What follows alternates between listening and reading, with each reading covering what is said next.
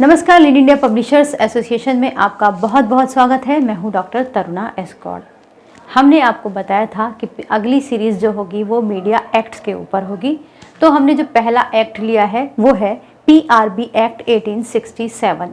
इसके बारे में जानने से पहले थोड़ा सा आप इसकी हिस्ट्री को जानिए। ये बहुत रोचक होगा इसके बारे में जानना। जब भारत में अखबारों की शुरुआत हुई, कैसे हुई, क्यों बना ये कानून, इसके बारे में ये बताता है। आपको शायद पता हो या ना पता हो, लेकिन भारत में जो पहला समाचार पत्र छपा था वो एक अंग्रेज ने ही छापा था। उनका नाम था James August Hickey. James August Hickey company के ही कर्मचारी थे। कंपनी मतलब east India company. East India company के वो कर्मचारी थे और उन्होंने जब वहाँ पर बहुत सारी अनियमितताएं और बहुत सारे भ्रष्टाचार को देखा तो उन्होंने इसे अखबार के माध्यम से कहना शुरू किया। और उनके टारगेट पे था जो भारत में सबसे बड़ा उस समय ओहदा होता था वाइसराय, वो था वॉरेन हेस्टिंग्स। सीधे सीधे उन्होंने अखबार के माध्यम से वॉरेन हेस्टिंग्स से दुश्मनी मोल ले ली। उन्होंने एक खबर छापी जिसमें उन्होंने बताया कि वाइसराय ने सुप्रीम कोर्ट के जज को रिश्वत दी। क्योंकि अंग्रेजों का शासन था तो उस वक्त ये उन्हीं के अंडर में आता था, तो जज, सुप्रीम कोर्ट के जज जो थे वो अंग्रेज ही थे और ये मामला अखबार में छपा। इसके बाद ये दोनों जेम्स ऑगस्ट हिक्की के दुश्मन बन गए। अखबार पर तरह तरह के जुर्माने लगाए गए, यहाँ तक कि उन्हें गलत खबर छापने के आरोप में जेल भेज दिया गया। लेकिन हिक्की रुके नहीं और वो लगातार 9 महीने तक जेल के अंदर से ही खबर का प्रकाशन करते रहे। प्रकाशन होता रहा और अंग्रेजों के खिलाफ विद्रोह उठता रहा।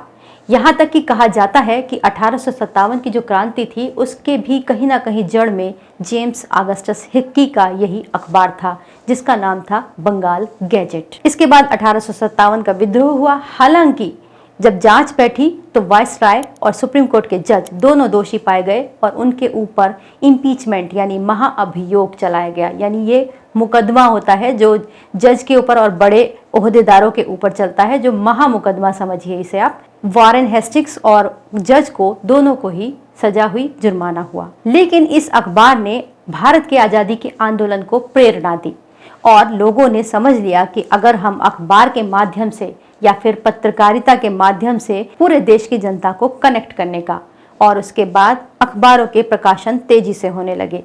ये बात अंग्रेजों को बहुत खली। उसके बाद उन्होंने एक कानून बनाया जिसका नाम था PRB एक्ट 1867।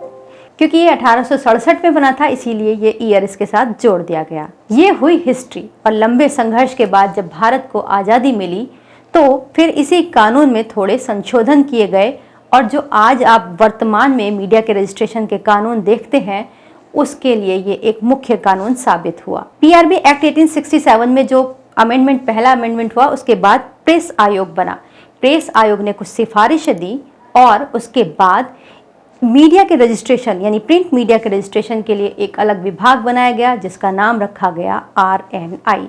RNI के अंदर पूरे भारत में जितने भी अखबार छपते हैं वो यहाँ पर रजिस्टर्ड होते हैं और इसे प्रिंट मीडिया कहा जाता है। क्योंकि 1867 में भी इंटरनेट नहीं था और 1956 में भी इंटरनेट नहीं था, तो इसीलिए डिजिटल की वहाँ कोई व्यवस्था नहीं है। तकनीकी विकास होने के बावजूद भी इसमें कोई नया प्रोविज़न नहीं लाया गया और इसमें डिजिटल मीडिया को नहीं लाया गया। लेकिन क्योंकि डिजिटल मीडिया भी अब एक बड़े समाचार माध्यम का काम करने लगे और उसको रोका भी नहीं जा सकता, क्योंकि हमारा एक फंडामेंटल राइट है जिसके थ्रू हम अपनी बात कहने के लिए आज़ाद है, यानी कि वाक एवं अभिव्यक्ति की स्वतंत्रता 19(1)(a) के अंदर जो बताई गई है उसके मुताबिक डिजिटल चैनल चल रहे हैं। तो सरकार ने कुछ नया सोचा और उन्होंने इन्हें MIB यानी सूचना प्रसारण मंत्रालय के अंतर्गत रख दिया। और अभी इसके ऊपर कोई एक्ट नहीं लाया गया, लेकिन कुछ रूल्स लाए गए जिन रूल्स के तहत अब वेब पोर्टल काम कर सकते हैं।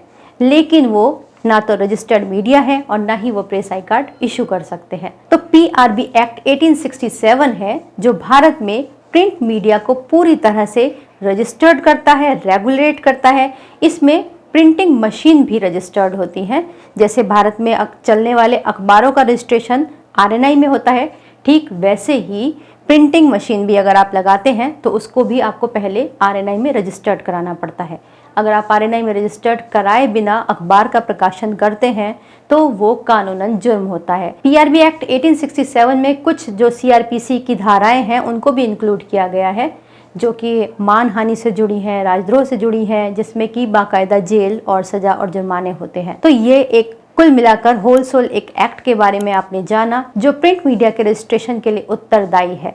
इसके ऊपर हमने एक बहुत डिटेल से वीडियो बनाया हुआ है, वो आपको ज़रूर देखना चाहिए। उसका एक लिंक दिया है, आप डिस्क्रिप्शन बॉक्स में देख सकते हैं। वो पुराना वीडियो है, आप उसे ज़रूर देखिएगा। उम्मीद करते हैं ये वीडियो आपको अच्छा लगा होगा, उपयोगी लगा होगा। अगर ये वीडियो आपको पसंद आया हो तो इसे लाइक कीजिएगा, शेयर कीजिएगा और सब्सक्राइब भी कीजिएगा। वीडियो देखने के लिए बहुत बहुत धन्यवाद।